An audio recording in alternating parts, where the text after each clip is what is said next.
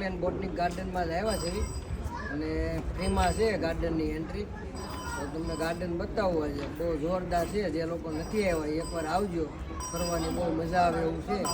હું તમને આખું ગાર્ડન બતાવવાનું છું, તમને ગમે તો એકવાર આવજો ફરવા માટે.